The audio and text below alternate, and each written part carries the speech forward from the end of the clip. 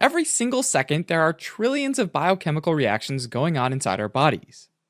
These reactions are mediated by enzymes. And for those enzymes to function properly, the pH of our body fluids needs to be within a tightly regulated range. This pH depends on the ratio of concentration of bases, mainly bicarbonate or HCO3-, and acids, mainly carbon dioxide or CO2. And it's calculated by a fairly lengthy equation called the Henderson-Hasselbalch equation, where pH equals 6.1 plus the log of the concentration of bicarbonate divided by 0.03 times the partial pressure of carbon dioxide. Now, if we focus on the pH of our arterial blood, we can design a diagram, or acid-base map, with a concentration of bicarbonate on the x-axis and the partial pressure of carbon dioxide, or PCO2, on the y-axis. Using the Henderson-Hasselbalch equation, we can plot a line called the isohydric line that starts at the origin. The term isohydric means that along these points, they all share the same, or iso, concentration of hydrogenated ions, hydric, so isohydric. For example, let's say the bicarbonate concentration is 24 milliequivalents per liter, and the partial pressure of carbon dioxide is 40 millimeters of mercury. According to the Henderson-Hasselbalch equation, that would give us a pH of 7.4. Now, we'd have the same pH of 7.4 if there's a bicarbonate concentration of 36 milliequivalents per liter and a partial pressure of carbon dioxide of 60 millimeters of mercury. Or with a bicarbonate concentration of 12 milliequivalents per liter and a partial pressure of carbon dioxide of 20 millimeters of mercury. In fact, we can draw out two more isohydric lines, this time for a pH of 7.35 and another for a pH of 7.45. A normal physiologic pH is between 7.35 and 7.45. So you can see that there are a lot of combinations of bicarbonate concentrations and partial pressure of carbon dioxide that are between these two lines that would result in a normal pH. Now, because it's so important for the body to stay between these lines, it's designed several mechanisms to maintain homeostasis, or balance. One mechanism involves the lungs, specifically the rate and depth of breathing, which controls the amount of carbon dioxide that's breathed out. The other mechanism involves the kidneys, which can carefully control the amount of bicarbonate that's excreted. Now, sometimes these regulatory processes get disturbed. Specifically, if there's a decrease in the ratio of bicarbonate concentration to partial pressure of carbon dioxide, the pH drops below 7.35, and we shift to the upper left part of the acid-base map, where there's acidosis. On the other hand, when the ratio increases, the pH rises above 7.45, and we move to the lower right part of the acid-base map, where there's alkalosis. Acidosis and alkalosis can be classified according to their root cause, as being either respiratory or metabolic. Respiratory pH disorders result from some problem with the respiratory system, and it results in a partial pressure of carbon dioxide value that's too low or too high. For example, when breathing too shallow due to diseases like pneumonia, carbon dioxide can't get eliminated efficiently, and as a result, it accumulates in the blood. The partial pressure of carbon dioxide, therefore, usually rises, and so the pH decreases, and this causes a respiratory acidosis. On our acid-base map, this could be represented by any point within a shaded region of pH values much lower than 7.35 and a partial pressure of carbon dioxide above 45 millimeters of mercury. That's only acute though, meaning that it goes on for a limited period of time, typically just a few days. That's because the kidneys recognize that the pH has decreased, and they try to compensate for the imbalance by retaining more bicarbonate, which usually ends up rising above 26 milliequivalents per liter. This brings the pH as close to the normal line of 7.35 as possible, but it does take a few days for the kidneys to do this, so it's considered the chronic phase of the condition. On the flip side, if a person is breathing faster than normal, there's excessive carbon dioxide loss, so partial pressure of carbon dioxide decreases and the pH rises. On the map, this shifts us into the area of respiratory alkalosis, where the pH is a lot higher than 7.45 and the partial pressure of carbon dioxide has dropped below 35 millimeters of mercury. Once again, there's an acute phase, but over several days the chronic phase kicks off, and the kidneys start to excrete more bicarbonate, which decreases below 22 milliequivalents per liter, and pulls the pH closer to the normal range again. Now, in metabolic pH disorders, the main problem is that there's an abnormality in the bicarbonate concentration. For example, metabolic acidosis might result from diarrhea or a renal disease, where there's a severe bicarbonate loss that causes the bicarbonate concentration to dip below 22 milliequivalents per liter, which ends up decreasing the pH.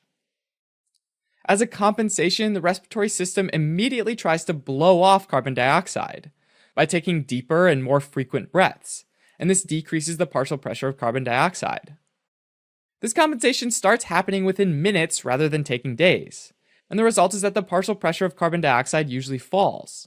So even though the overall pH still falls, that helps prevent the pH from getting really low. Back to our map, there's a single area of metabolic acidosis with pH values lower than 7.35, bicarbonate concentrations below 22 milliequivalents per liter, and partial pressure of carbon dioxide below 35 millimeters of mercury. On the other hand, metabolic alkalosis can result from an inability to excrete excess bicarbonate in the urine, and this leads to an increase in the bicarbonate concentration, and therefore a rise in the pH.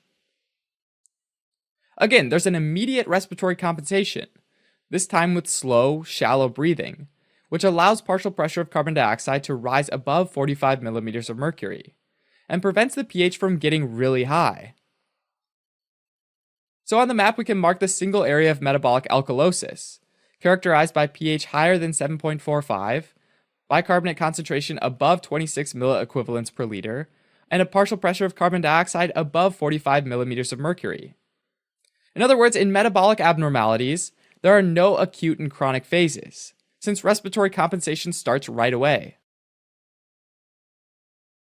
If there's a single respiratory or metabolic problem, which falls somewhere within one of these shaded regions, the result is a simple acid-base disorder. Sometimes, though, there can be more than one acid-base disturbance at the same time. For example, there could be a problem causing an acidosis, and another problem causing an alkalosis. And in this case, the two would partially neutralize each other. Alternatively, there might be two problems that both result in an acidosis, or they both result in an alkalosis. And those cases would result in a more severe pH disturbance, because they'd compound each other and there'd be no compensation. All these are called mixed acid-base disorders, and fall somewhere in between the shaded areas of the map. Alright, as a quick recap, an acid-base map shows the relationship between pH, bicarbonate concentration, and partial pressure of carbon dioxide in respiratory and metabolic acidosis or alkalosis, and how these values are adjusted when there's a renal or respiratory compensation. In a nutshell, respiratory acidosis in the acute phase is characterized by high partial pressure of carbon dioxide without any change in bicarbonate concentration, so there's a very low pH. In the chronic phase, due to renal compensation, bicarbonate concentration gets high too, so pH is relatively higher but still lower than normal. Similarly, respiratory alkalosis in the acute phase is characterized by low partial pressure of carbon dioxide and a very high pH. In the chronic phase, as a result of renal compensation, bicarbonate concentration gets low as well. So again, the pH is still high, but it's not as high as it was before. In contrast, in metabolic acidosis, you get low bicarbonate concentration but instant respiratory compensation. So partial pressure of carbon dioxide goes down as well. And as a result, the pH is low, but not as low as it would be without compensation. With metabolic alkalosis, you have high bicarbonate concentration with an instant compensatory increase in partial pressure of carbon dioxide. And this leads to a high pH, but not as high as it would be without compensation.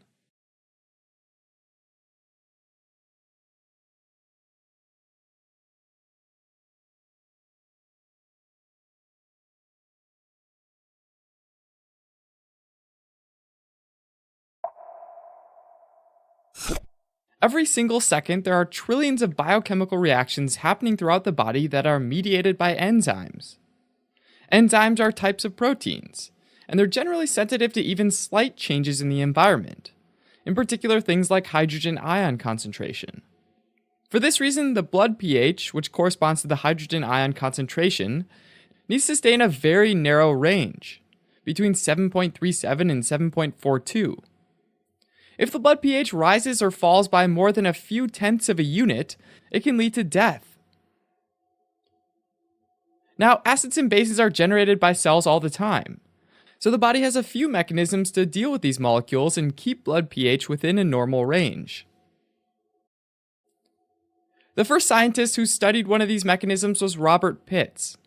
Pitts injected 150 milliequivalents of hydrochloric acid, or HCl, into his dog. He calculated that his dog's body had a total of 11.4 liters of water. So separately, Pitts put 150 milliequivalents of hydrochloric acid in a volume of 11.4 liters of water. The dog's pH dropped from 7.44 to 7.14, which is really low, but it's not fatal. In the water, the pH dropped from 7 to 1.84, which would have been enough to kill the dog instantly. Based on this, Pitts concluded that the dog must have had a buffer in its body fluids, and the dog concluded that he could no longer trust Pitts to take care of him. In everyday language, a buffer is something that acts like a protective cushion or shield. And the same is true of physiologic buffers. They shield or prevent the pH from rising or falling too fast. The reason the body needs buffers is that acids, or molecules that readily give up their hydrogen ion, are being generated by the body all the time. These extra hydrogen ions would shift the pH into the acidic zone, so the body needs a way to handle them without a major shift in the overall pH. To accomplish this, buffers can essentially take on some of these extra hydrogen ions, and therefore keep the pH from dropping too much. Buffers are usually a weak acid with its conjugate base, or a weak base with its conjugate acid. The weak acid could be symbolized as HA, where A represents molecules like fluorine or acetate. And the fact that it's weak means that it has a weak effect on pH, because it doesn't fully dissociate in water. As an example, let's say that we had 10 HA molecules in 1 milliliter of water, which is a small fraction. Now let's say only one of those molecules dissociates or breaks down into hydrogen and its conjugate base. So you have 10 HA breaking down to 9 HA plus 1 hydrogen plus 1 A minus. And they like to maintain this balance. So if we remove some hydrogen ions, another HA will dissociate and release a hydrogen ion in A minus, which maintains that equilibrium. And if we do the opposite and add a hydrogen ion, the A minus will bind to a hydrogen ion to form HA. Since it maintains this equilibrium, we call it an equilibrium reaction. By definition, this equilibrium reaction can move forward or backward, depending on the concentrations of the molecules. And this is known as Le Chatelier's principle. So let's imagine you've got this tank of water, which at any one time has a small amount of hydrogen ions floating around as well as a small amount of hydroxide ions that are in equilibrium with the water. Imagine that we add a strong base like sodium hydroxide, or NaOH, to the water. Since it's a strong base, the sodium hydroxide would dissociate almost completely into sodium ions and hydroxide ions. And the hydroxide ions would bind to any available hydrogen ions. And this rapid loss of hydrogen increases the pH really fast. If there's a weak acid around, though, then as the hydrogen ions are consumed, the weak acid would dissociate and more hydrogen ions would enter the solution, which prevents the pH from rising so quickly. Now, weak bases can also act as buffers. In water, weak bases grab some hydrogen ions from the surrounding water, giving its conjugate acid, BH, and leaving hydroxide ions to jump off. And again, just like with the weak acid, this is in equilibrium according to their concentrations. Now again, taking the water tank example, but this time if there's a strong acid, like hydrochloric acid, then it'll first dissociate into hydrogen ions and chloride ions. And the hydrogens react with hydroxides to form water. This results in more hydrogen ions relative to hydroxide ions, which ends up decreasing the pH and makes it acidic really fast. When the buffer's around though, more B- will turn into BH and replace the hydroxide ions, preventing the pH from falling too quickly and staying relatively neutral. Now, thinking back to the weak acid buffer, there's a rate of the forward reaction, where HA dissociates into H plus and A minus, and a rate of the reverse reaction, where H plus and A minus join to form HA.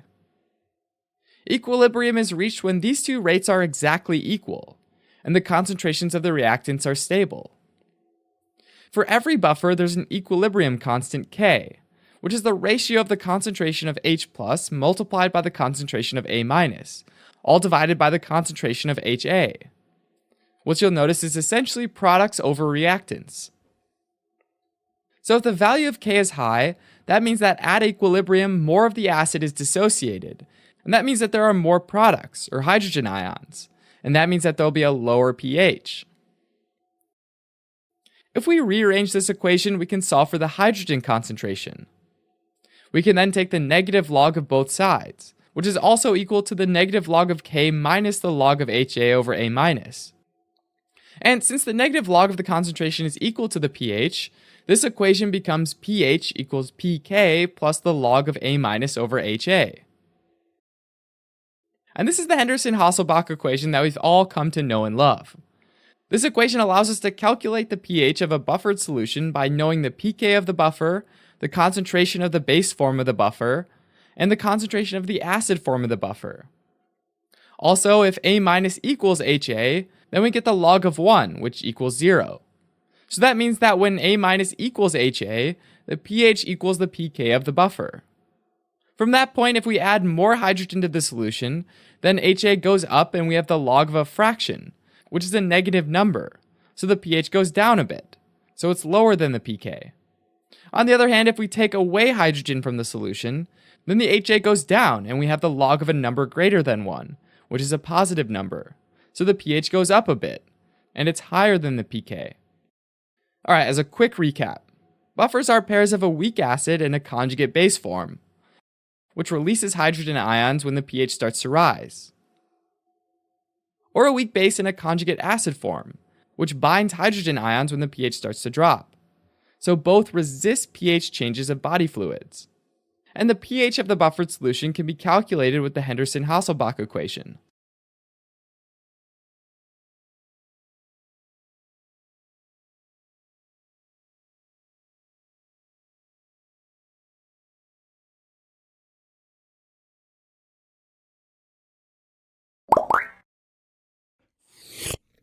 Physiologic pH is a way of quantifying the balance between acids and bases in the body. In fact, the pH depends on the concentration of hydrogen ions, and can be described with this equation. pH equals negative log base 10 of the hydrogen ion concentration. Now, the cells and enzymes in our tissues and organs work best when the concentration of hydrogen ions is 40 times 10 to the minus 9 equivalents per liter, otherwise known as 40 nanoequivalents per liter. Small changes to that number matter a ton. And because it can get annoying working with such tiny numbers, scientists converted this concentration into a logarithmic function and expressed it as pH. In this case, a hydrogen ion concentration of 40 times 10 to the minus 9 equivalents per liter works out to a pH of about 7.4. With this logarithmic function, there are two important aspects to remember. First, as hydrogen concentrations increase, the pH decreases. And this is because of the negative sign in front of the log. Second, since it's a logarithmic function, pH and the hydrogen ion concentration don't have a linear relationship.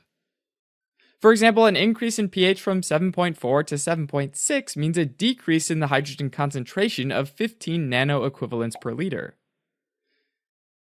Taking the same change in pH but going the other way from 7.4 to 7.2 means an increase in the hydrogen concentration of 23 nanoequivalents per liter. This is why the graph of hydrogen ion concentration versus pH has a curve to it, rather than being a straight line.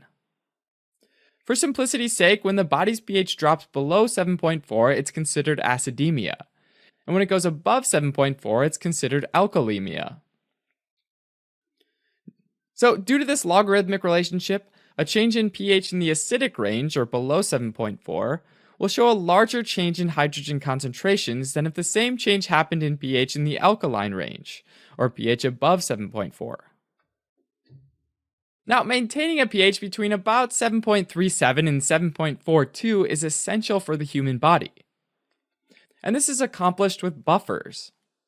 In everyday language, a buffer is something that acts like a protective cushion or shield. And the same is true of physiologic buffers. They shield or prevent the pH from rising or falling too fast.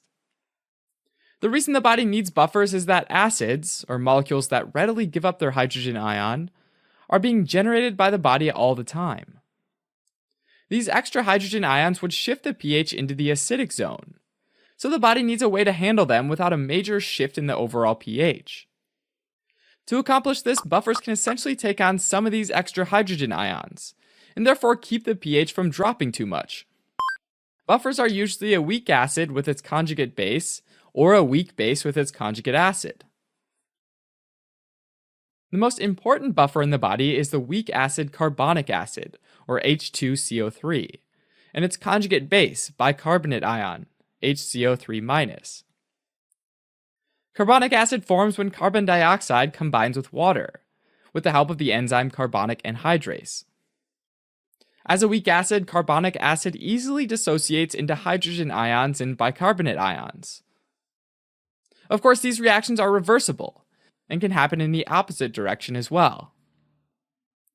In fact, because carbonic acid is such a weak acid, when hydrogen ion concentrations get low, it'll drop off its hydrogen ion and the equation moves to the right, producing more bicarbonate and a hydrogen ion. And when there are lots of hydrogen ions around, the bicarbonate will bind to one and form carbonic acid, which can go the other way and split into water and carbon dioxide. At that point, the extra carbon dioxide can be breathed out through the lungs. Alright, so imagine you've got some extracellular fluid, and it has a normal amount of hydrogen ions in it, which puts it in the normal physiologic pH range. Now we drop some NaOH in, or sodium hydroxide, which is a strong base. That means that in water, it completely dissociates into sodium or Na plus ions and hydroxide or OH minus ions. The hydroxide ions bind to hydrogen ions and form water, which makes the fluid more basic, since there's a decrease in hydrogen ions, which increases the pH a lot. When there's plenty of carbon dioxide around, though, it reacts with the water to form more carbonic acid, which splits into bicarbonate ions and hydrogen ions, which quickly replaces the hydrogen ions, and therefore buffers the pH and keeps it in a normal range. On the flip side, imagine tossing HCl into the fluid, or hydrochloric acid, which this time is a strong acid. It would fully dissociate into hydrogen ions and a bunch of chloride ions. Without a buffer, this would cause it to become acidic, since there's more hydrogen ions, and therefore the pH would go down. The new hydrogen ions, though, get instantly picked up by bicarbonate ions, and converted to carbonic acid, which would then dissociate into carbon dioxide and water. Once again, this buffer normalizes the pH. Now, the great thing here is that there's a huge supply of carbonic acid in the body, because it's formed from carbon dioxide and water, which are an abundant supply in the body. Finally, as a last point, if there's too much carbon dioxide, it gets blown off by the lungs. And if there are too many bicarbonate ions, then the kidneys eliminate them in the urine. Apart from the bicarbonate buffer system, there's also the phosphate buffer system. This is a mixture of the weak acid dihydrogen phosphate, or H2PO4-, and its conjugate base, monohydrogen phosphate, or HPO4-2-. Dihydrogen phosphate has two hydrogens, and it's always ready to give off one of them and get converted to monohydrogen phosphate, which has a single hydrogen. Now, the extracellular fluid, and especially the plasma, is also full of proteins, like albumin, which serve as another extremely important buffer system.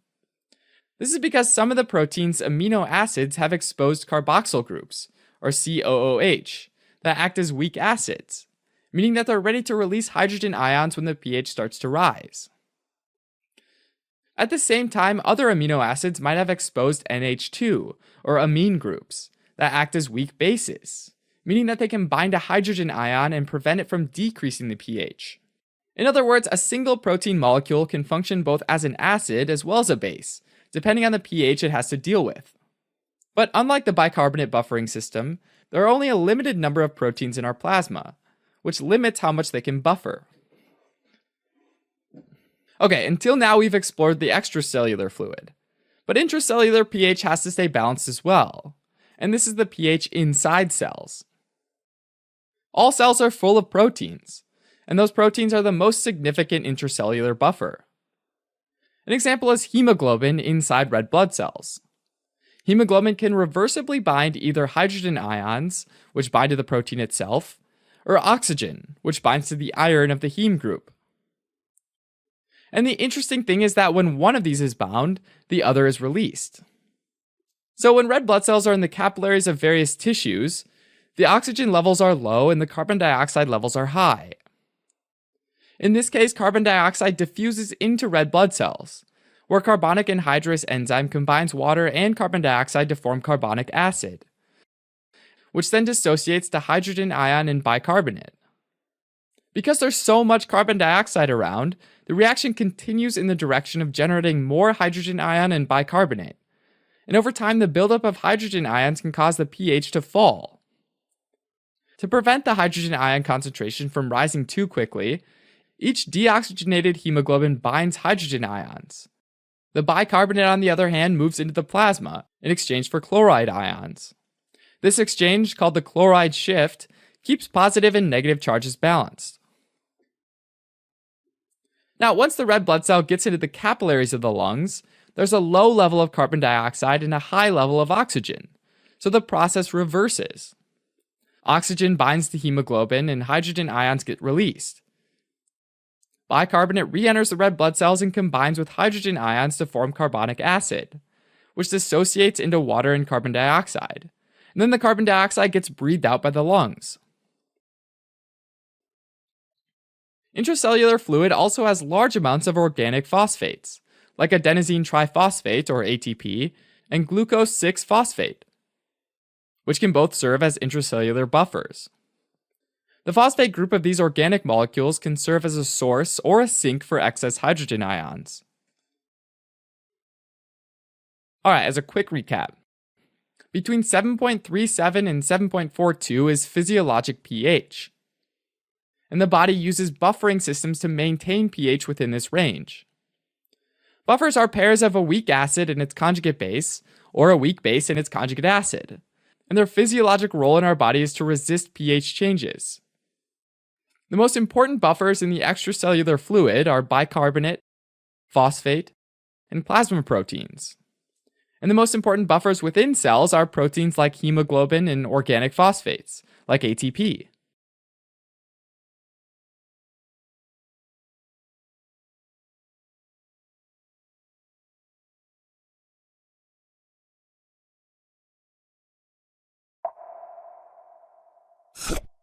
The kidneys have two main ways to maintain acid-base balance. Their cells reabsorb bicarbonate, or HCO3-, from the urine back to the blood, and they secrete hydrogen ions into the urine. By adjusting the amounts reabsorbed and secreted, they can balance the bloodstream's pH. Now, our kidneys filter blood continuously by distributing the blood that comes into the kidney to millions of tiny functional units called nephrons. Each nephron is made up of a glomerulus, or a tiny clump of capillaries, where blood filtration starts.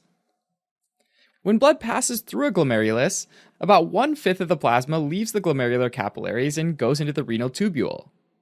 The renal tubules function to reabsorb the good stuff, like water and electrolytes, and leave behind the bad stuff, like waste products and acid.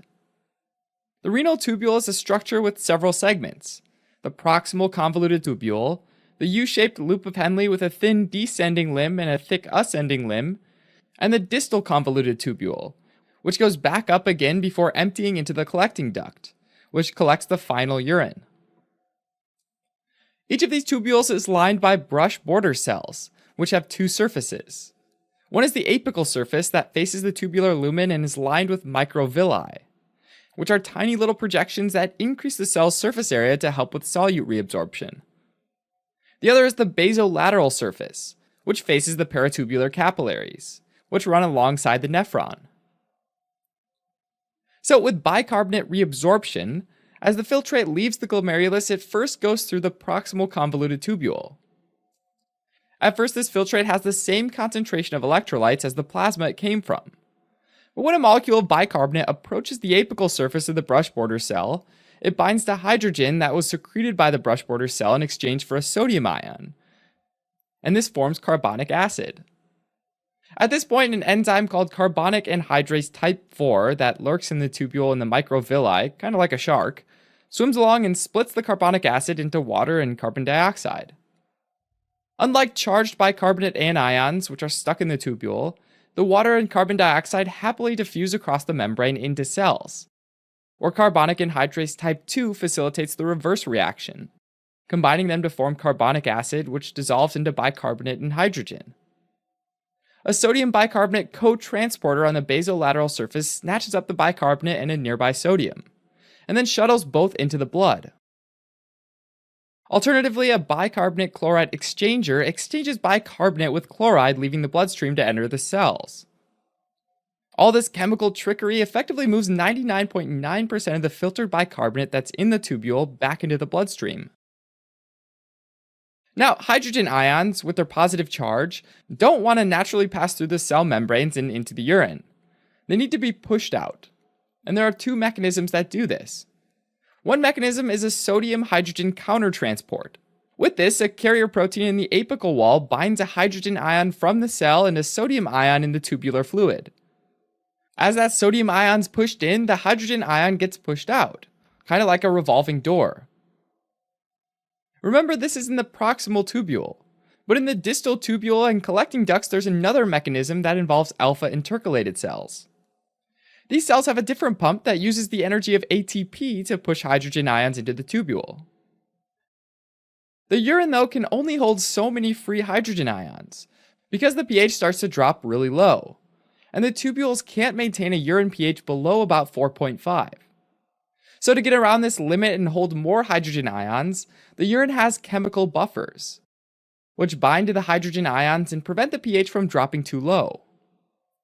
The most important is the ammonia buffer system, in which the kidneys use a process called ammoniogenesis.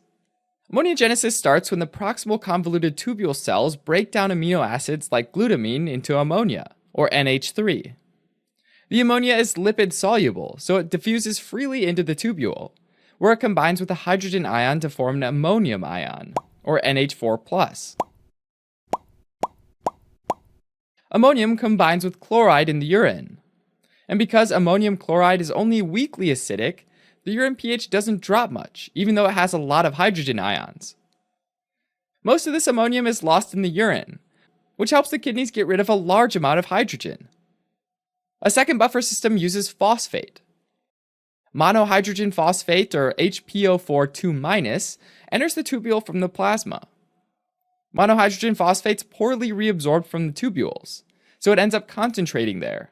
It acts as a buffer by combining with secreted hydrogen ions to form dihydrogen phosphate, or H2PO4-, which is then peed out in the urine. Alright, as a quick recap, the kidneys help maintain pH balance of the blood. In the nephron, the proximal convoluted tubule cells are able to reabsorb the bicarbonate ions, and cells in the proximal, as well as the distal convoluted tubule and collecting ducts, secrete hydrogen ions that are carried out into the urine using the ammonia and phosphate buffer systems.